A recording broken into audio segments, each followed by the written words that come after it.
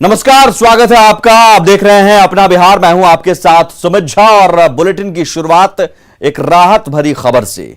बिहार में कोरोना पर सुकून भरा रविवार रहा है। बिहार में लगातार कोरोना के मरीज घट रहे हैं। आज बिहार में 7,000 से कम मरीज मिले हैं। 24 घंटे में 6,894 नए मामले सामने आए हैं। 6,894 में सबसे अधिक मरीज पटना में मिले हैं, जिसकी संख्या 1,103 है। यानी पटना में अभी भी 1,000 के पार है और राजधानी पटना में यह आंकड़ा अभी कम करना चुनौती है। लेकिन अच्छी बात यह है कि बिहार के अन्य सभी जिलों में 500 से कम मरीज मिले हैं। वहीं 24 घंटे में 14,202 मरीज ठीक भी हुए हैं, जिसके बाद राज्य में रिकवरी रेट 87.89% के करीब पहुंच गई है। वहीं आज मिले मरीज के बाद बिहार में कुल एक्टिव मरीजों की संख्या 75,089 पहुंच गई है।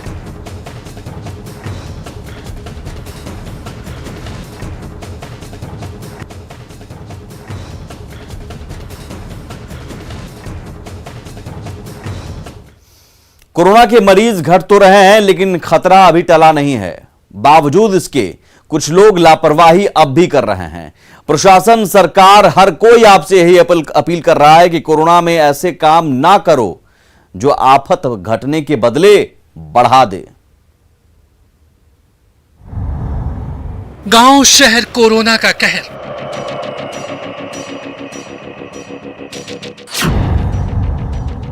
बगैर पढ़ाए बने कई डॉक्टर।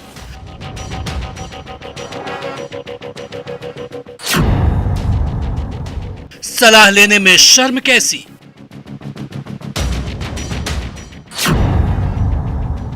घर में मरीज की ऐसी की तैसी।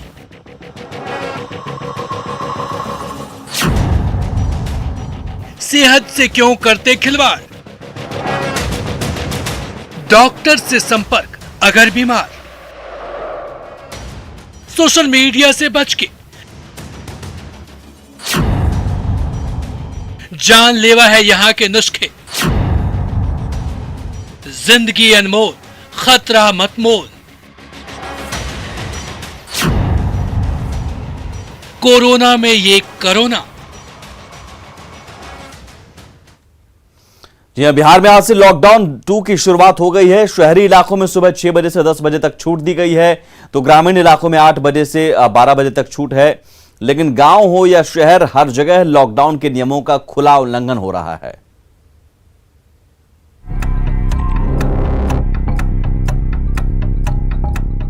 सरकार ने लॉकडाउन इसलिए लगाया ताकि लोग सोशल डिस्टेंसिंग की अहमियत को समझें, सोशल डिस्टेंसिंग का पालन करें, मास्क पहनें, ताकि कोरोना की रफ्तार पर ब्रेक लग सके। लेकिन पटना के अगमकुआं सब्जी बाजार की तस्वीर देखकर आप समझ जाएंगे कि लॉकडाउन बेपटरी हो गई है।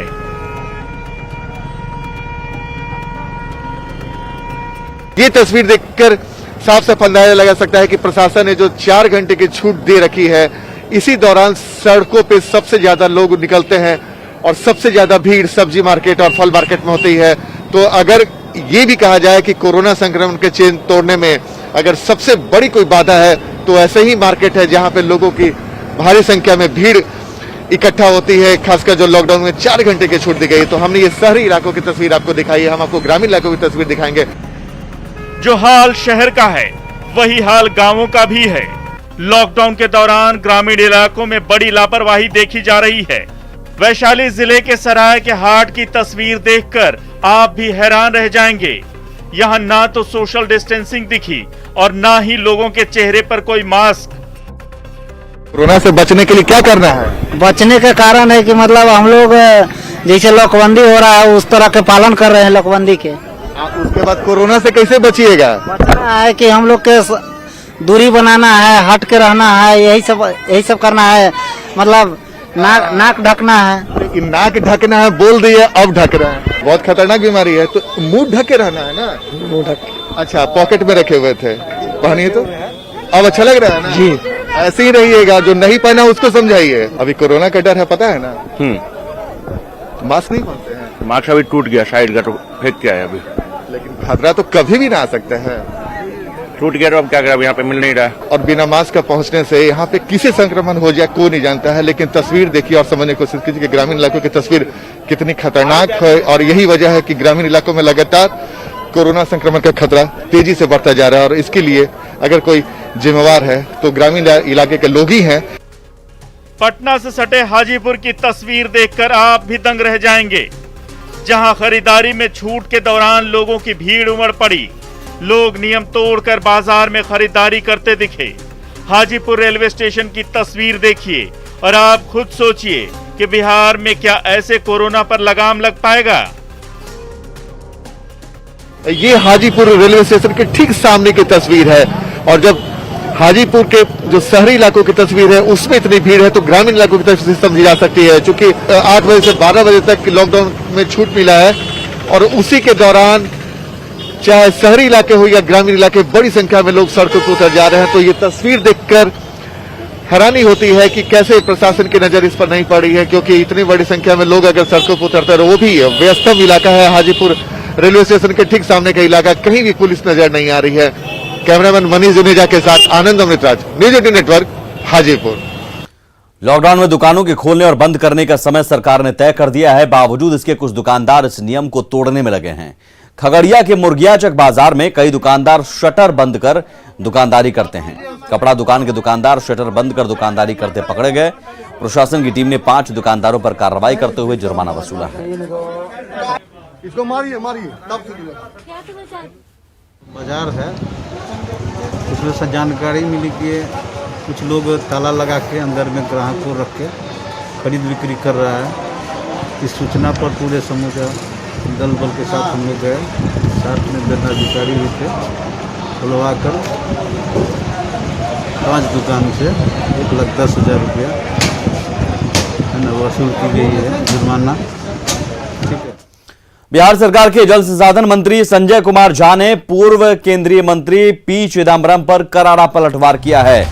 डीएमसीएच की हालत पर पी चिदम्बरम के सवाल का जवाब देते हुए संजय कुमार झा ने ट्वीट किया और एक के बाद एक कई ट्वीट में करारा पलटवार किया है। उन्होंने लिखा है, पी चिदम्बरम जी, आपके बयान से जाहिर है कि आप जमीन से कितने जुड़े हुए हैं। टीवी पर भ्रम फैलाने वाली बातें आपकी राजनीतिक समझ को बयान करती है। वो ट्वीट भी हम आपको दिखाते हैं, लेकिन ये एक के बाद एक कई ट्वीट कर उन्होंने ये जवाब दिया है। उन्होंने लिखा है, पी चिदम्बरम जी, आपके बयान से जाहिर है कि आप जमीन से कितने जुड़े हुए हैं। टीवी पर भ्रम फैलाने वाली बातें आपकी राजनीतिक समझ को बयां करती हैं और आप जैसे सलाहकारों की वजह से कांग्रेस का ऐसा बुरा हाल हुआ। ये थोथा चना बाजे खाना जैसा है। नीतीश कुमार जी स्वनिर्मित और जमीन से उठे जननेता हैं।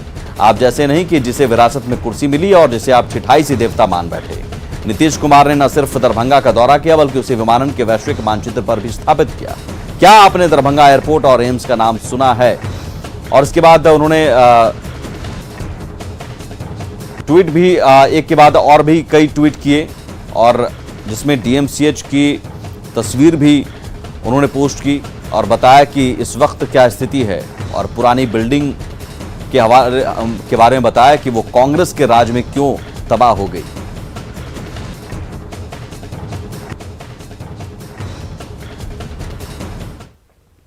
आगे बढ़ते हैं। नालंदा जिले में बिहार शरीफ अनुमंडल में सिस्टम की पोल खोलने वाला एक वीडियो वायरल हो रहा है। हालांकि न्यूज 18 इस वायरल वीडियो की पुष्टि नहीं करता है।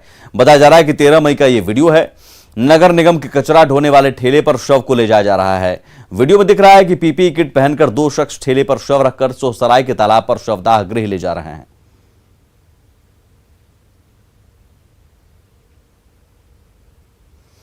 लंबे इंतजार के बाद आखिरकार पटना का मेदांता अस्पताल कोविड मरीजों के लिए तैयार हो चुका है। अस्पताल के वार्डों में बेड से लेकर ऑक्सीजन की व्यवस्था कर ली गई है। कोविड वार्ड का जायजा लिया हमारे संवाददाता रजनीश कुमार ने। पटना के मेदांता अस्पताल में अगले 48 घंटे में कोविड मरीजों का इलाज हो सकेगा, जिसको लेकर सभी प्रकार की तैयारियां पूरी कर ली गई है। अस्पताल प्रशासन ने अलग से डॉक्टरों की बहाली की है और जो नर्सिंग स्टाफ हैं, पैरामेडिकल स्टाफ हैं, उनकी भी बहाली की गई है। कहा जा रहा है कि अलग अलग डिपार्टमेंट के जो डॉक्टर्स हैं उनकी बहाली की गई है और कई ऐसे डॉक्टर्स हैं जो गुड़गांव मेदांता से यहाँ पटना बुलाए गए हैं। तो ये देख सकते हैं कि जो मल्टी स्पेशलिटी अस्पताल है, यानी हाईटेक फैसिलिटी से युक्त ये मेदांता अस्पताल फिलहाल तैयार हो चुका है और जो कोविड मरीज हैं उनके लिए यहाँ पर 42 बेड लगाए गए हैं, यानी 42 मरीजों का यहाँ पर एक साथ इलाज हो सकेगा और पूरी तरह से जो मरीज हैं उनकी सुरक्षा का ख्याल रखा जा रहा है। इसको लेकर जो सोशल डिस्टेंसिंग है उसको भी यहाँ पर मेंटेन करने की कोशिश की गई है। जो बेड है उसके बीच में स्पेस आपको हम दिखाना चाहेंगे कि 5 फीट तकरीबन दूरी रखी गई है एक बेड से दूसरे बेड के बीच। वहीं जो ऑक्सीजन की बात करेंगे तो सेंट्रलाइज सिस्टम है यहाँ पर ऑक्सीजन का, यानी हर बेड पर ऑक्सीजन के लिए सिलेंडर यहाँ पर नहीं चाहिए, बल्कि जो पाइपलाइन है और सेंट्रलाइज जो ऑक्सीजन है वो सिस्टम यहाँ पर फिलहाल दिखाई दे रहा है। तो निश्चित रूप से इंतजार की घड़ियां खत्म हुई है और टोटल हम लोग 42 बेड हैं हमारे पास। तो यहाँ पे सेंट्रलाइज ऑक्सीजन हमारे पास है और हमारे पास डॉक्टर्स हैं, एमबीबीएस डॉक्टर्स हैं और स्पेशलिटी डॉक्टर्स हैं, रेस्पिरेटरी मेडिसिन, पल्मोनरी मेडिसिन। हमारी नर्सिंग की टीम रेडी है पेशेंट लेने के लिए। जो बेड है उसके आसपास में 10 बेड पर एक रिसेप्शन काउंटर दिया गया है जहां पर नर्सिंग स्टाफ खुद मौजूद रहेंगी। तो निश्चित रूप से फिलहाल जो ऑक्सीजन युक्त बेड है यहाँ पर तैयार कर लिया गया है। हालांकि मेदांता ने साफ कह दिया है कि अभी आईसीयू की सुविधा हम नहीं देंगे, लेकिन ऑक्सीजन बेड फिलहाल 42 रखे गए हैं। आगे जरूरत के मुताबिक बेड की संख्या बढ़ाई जाएगी। कैमरामैन सुबोध के साथ रजनीश कुमार, न्यूज 18 पटना। आगे बढ़ते हैं। वैशाली के लालगंज में ऑक्सीजन सिलेंडर की कालाबाजारी का खुलासा हुआ है। प्रशासन की छापेमारी में 42 ऑक्सीजन सिलेंडर जब्त किया गया। एसपी को मिली सूचना के आधार पर यह कार्रवाई की गई है। बताया जा रहा है कि औने पौने दामों में ऑक्सीजन सिलेंडर बेचा जाता था।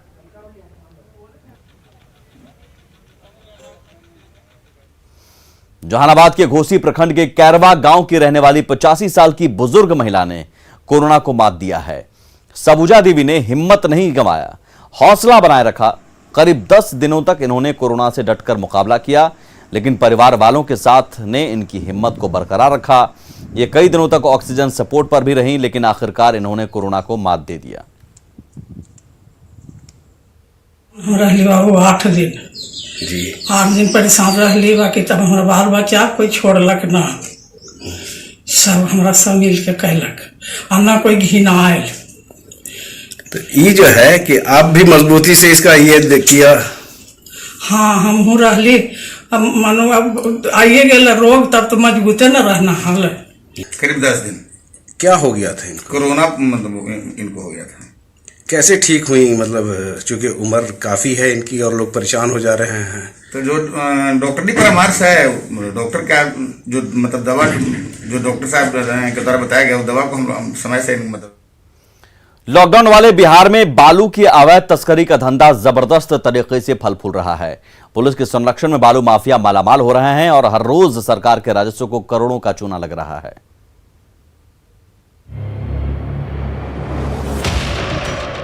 दोनों वीडियो मई महीने की है। पहली तस्वीर भोजपुर जिले में बड़हरा इलाके की है। इस वीडियो में साफ तौर पर दिख रहा है कि लॉकडाउन के बाद भी कैसे निकाले गए बालू को लोड करके एक 14 चक्के वाला ट्रक जा रहा है। वीडियो में यह भी दिखता है कि पुलिस की गाड़ी कुछ दूर तक इसे एस्कॉर्ट करते हुए जाती है। न्यूज 18 के पास एक और सीसीटीवी फुटेज है जो 13 मई की रात का है। 58 सेकंड की इस वीडियो में 2 बाइक चलते दिखे, जिनके पीछे 14 चक्का का ट्रक जा रहा है, जिस पर अवैध खनन के बाद ले जा रहा बालू दिख रहा है। भोजपुर के बड़हरा इलाके की एक और तस्वीर देखिए, जहां आरा छपरा पुल और बड़हरा के भीतरी इलाके से महुली पीपा पुल पार कर रोजाना अवैध बालू लदे ट्रक और ट्रैक्टर भेजे जाते हैं। बालू माफिया की हिम्मत का अंदाजा इसी बात से लगा सकते हैं कि अवैध बालू लदी दर्जनों ट्रैक्टर खुलेआम हाजीपुर छपरा हाईवे पर लगी रहती है। लोगों का कहना है कि ये बालू माफिया अपने ट्रैक्टर को सड़क पर लगाकर रखते हैं, लेकिन इन्हें कोई रोकने वाला नहीं है। आपको दिखाना चाहेंगे कि ये देखिए, ये ट्रकों और ट्रैक्टरों का जो है वो चेन यहाँ पे देखने को मिल रहा है। लगातार जो है बालू का अवैध खनन करके इस तरह से हाईवे पे लोग ले आते हैं और बालू की जो ट्रैक्टर हैं वो यहाँ पे लगा दिया जाता है। प्रशासन को मालूम है, यहाँ के डीएम को पता है, यहाँ के एसपी को पता है, सारा पता है कि कैसे माफिया लोग इस रोड को बर्बाद कर रहे हैं। बालू का कारोबार है ना तुम्हारा? बालू नहीं खरीदने आए। खरीदने आए? अरे आप ट्रैक्टर पे थे, आप अपना चालान दिखाइए। कहाँ है चालान आपका? बालू का चालान है? बालू खरीदने आए थे। बालू तस्करों को पुलिस का संरक्षण क्यों हासिल होता है, वो समझने के लिए जरा इस तस्वीर को देखिए। ये पुलिस थाने की जीप की है। तस्वीर में बालू के अवैध खनन में जुटे कई बालू लदी और खाली ट्रैक्टर्स भी दिख रही है। पुलिस कुछ लोगों से बातचीत कर रही है। ऐसे में सवाल उठता है कि आखिर जब पूरा बिहार लॉक है तो अवैध व्यापार कैसे? अधिकृत कंपनी को सुरक्षा नहीं तो खनन कैसे? आखिर किसकी शाह पर माफिया बेखौफ खनन में जुटे हैं? न्यूज 18 के लिए पटना से अमित कुमार के साथ आरा से हिमांशु प्रवीण और छपरा से संतोष गुप्ता की रिपोर्ट। और न्यूज 18 की खबर का असर हुआ है बिहार में अवैध बालू खनन के मामले में। खनन मंत्री ने न्यूज 18 को धन्यवाद दिया है इस रिपोर्ट को दिखाने के लिए और इस खबर को प्रमुखता से दिखाने पर सराहना की है। और साथ ही खनन मंत्री ने कहा कि बालू माफियाओं पर कार्रवाई की जा रही है, टास्क फोर्स बनाकर छापेमारी की जा रही है और कड़ी कार्रवाई की जाएगी। सबसे पहले न्यूज 18 को हम धन्यवाद देना चाहते हैं कि हमारे संबंधित विभाग खनन से लेकर के आपने एक अभियान छेड़ा है और चुनौतीपूर्ण मुझे भी एक दायित्व मिली है कि खनन में एक तरह की चर्चाएं चलती रहती है कि अवैध खनन चल रहा है। जो हमारे लेसी होते हैं, बंदोबस्तधारी होते हैं, उनको ये अधिकार मिलता है कि वो कहीं ना कहीं खनन करेंगे, लेकिन उसके आड़ में अवैध खनन की जो नाम दिया गया है, तो मुझे लगता है कि अवैध खनन को रोकने के लिए टास्क फोर्स की गठन हुई है। जिला प्रशासन अधिकारी को नियुक्त किया गया है और उसमें समय समय से छापामारी की जाती है। अगर आपके न्यूज 18 के माध्यम से इस तरह का कहीं संज्ञान में आता है तो आप देखे होंगे कि छापामारी भी की जाती है, छोटी बड़ी गाड़ियां जब्त की जाती है, उसके ऊपर राजस्व को फाइन भी किया जाता है, वसूली भी कराया जाता है, उसको जेल भी भेजा जाता है। अगर ऐसे आपके वीडियो के माध्यम से कहीं पेन पेपर के माध्यम से अगर जानकारी मुझे मिलती है तो तुरंत कार्रवाई होती है और उसको जेल भेजा जाता है और जो राजस्व की हानि होती है उससे वसूला भी जाता है। गया से इंसानियत को शर्मसार करने वाली तस्वीर सामने आई। यहां बैटरी चोरी के आरोप में 3 नाबालिग बच्चों को नंगा करके घुमाया।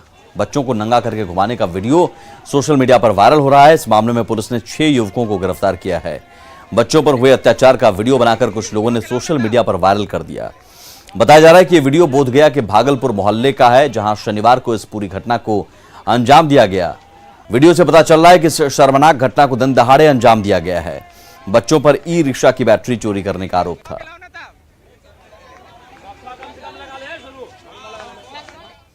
परिवहन विभाग ने राज्य के सभी जिलों में पदस्थापित ओपी प्रभारी थानाध्यक्ष और उनसे ऊपर के पुलिस पदाधिकारियों को उनके कार्य क्षेत्र के भीतर वाहनों की जांच और चालान काटने का अधिकार फिर से दे दिया है।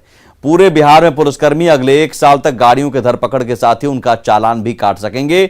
देखिए संवाददाता संजय कुमार की रिपोर्ट।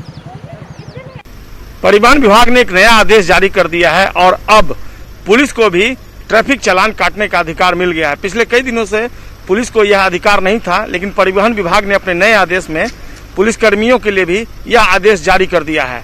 इस आदेश के अनुसार अब पुलिसकर्मी वाहनों की धरपकड़ करेंगे। कागजात नहीं होने पर परिवहन अधिनियम के तहत लोगों पर जुर्माना भी लगाएंगे। पुलिसकर्मियों को यह अधिकार अगले साल अप्रैल 2022 तक दिया गया है और परिवहन विभाग का आदेश जारी हो गया है। जहां तक राजधानी पटना की बात है तो पटना नगर निगम के लिए परिवहन विभाग ने अलग से आदेश जारी किया है। इसके तहत सभी यातायात परिचारी प्रभारी, यातायात परिचारी, पुलिस निरीक्षक और पुलिस अवर निरीक्षक यातायात को पटना नगर निगम क्षेत्र में गाड़ियों की धरपकड़ का अधिकार दिया गया है। यातायात पुलिस की ओर से की गई गाड़ियों की धरपकड़ और इस मद में वसूली गई राशि की समीक्षा पटना के एसएसपी खुद करेंगे। पटना नगर निगम क्षेत्र में यातायात पुलिस कर्मियों को यह अधिकार अगले 6 महीने के लिए दिया गया है और मामले की समीक्षा होने के बाद अगले 6 महीने तक फिर से विस्तार दिया जाएगा। तो निश्चित तौर पर आप कह सकते हैं कि ट्रैफिक नियमों को और सख्ती से उसका अनुपालन कराने के लिए इस तरह का अधिकार अब ट्रैफिक पुलिस और पुलिस डिपार्टमेंट को दिया गया है। संबंधित थानाध्यक्ष जो है वो भी गाड़ियों की जांच करेंगे, उनका चालान काट सकते हैं। डीएसपी संपूर्ण जिले में करेंगे। तो इस तरह का आदेश फिर से जारी हुआ है और मकसद यही है कि जो ट्रैफिक का रूल रेगुलेशन है उसका अनुपालन सख्ती से करवाया जाए। कैमरा पर्सन दीपक के साथ संजय कुमार, न्यूज 18 पटना। और इसी के साथ अपना बिहार में इतना ही। आगे देखिए जोहार झारखंड। नमस्कार।